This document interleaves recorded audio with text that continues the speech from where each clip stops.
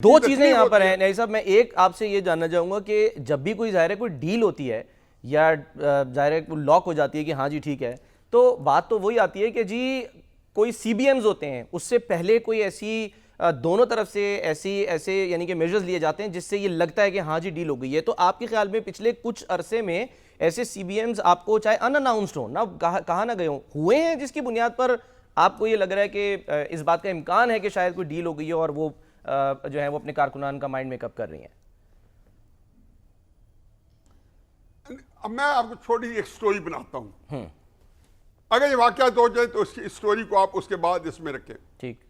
चंद दिन पहले आपने खबर, आपकी नजर गुजरी होगी, जो हम सब ने नजरअंदाज कर दी और हमने उसको रूटीन की खबर दी कि अलीमा खान और अली अमीन गंडापुर के दरमियान में जो है एक जो आपस में सुलह हो गई है या गलतफहमियां दूर हो गई हैं। जी जी।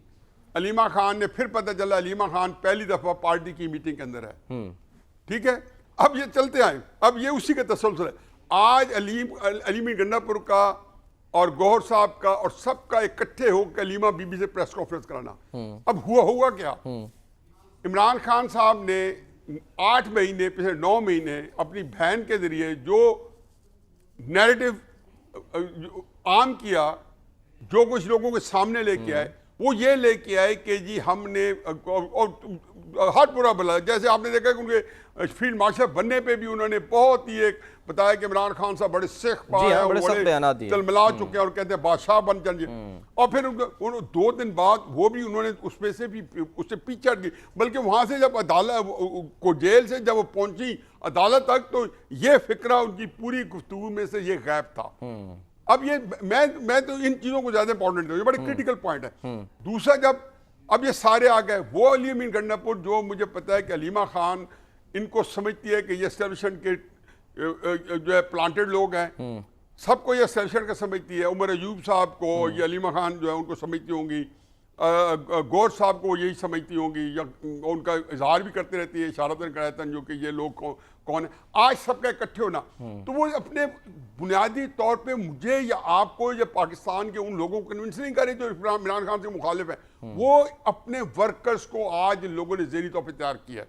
कल इसमें देखिए थोड़ा और इजाफा होगा। अच्छा, ये करते करते 5 तारीख ले रही है, 5 तारीख को इमरान खान साहब की बेल हो जाएगी। आज की प्रेस कॉन्फ्रेंस से मैं अगर कॉन्स्टिट्यूट करूं, कोई चीज मैं बनाऊं, तो 5 जून को, 7 तारीख को ईद है, 5 को ये बेल हो जाएगी। मैं आपसे काश ये पूछ रहा था कि ये बीइंग इनसाइडर खबर है आपकी या आपका तज्जिया, क्योंकि तज्जिया तो आप कह रहे हैं लेकिन खबर भी तो आपको मिल सकती है। मुझे सलमान साहब, हकीकत है कि पाकिस्तान की सियासत के लिए आपको जायचे की जरूरत नहीं है, आपको इनसाइडर खबर की जरूरत नहीं है।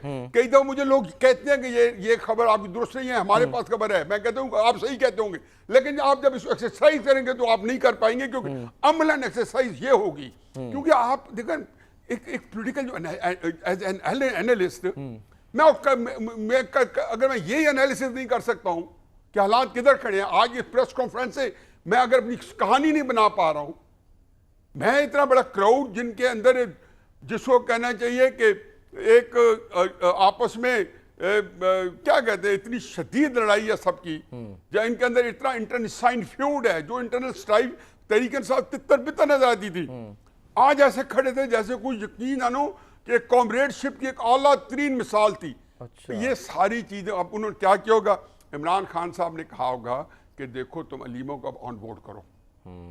अच्छा, ये बेचारे चूंकि सिगरेट से ऐसी हैं, इसी बात में खुश हो गई होंगे कि हमारे भाई ने इतनी अहमियत दी है और ऑन बोर्ड हो गए।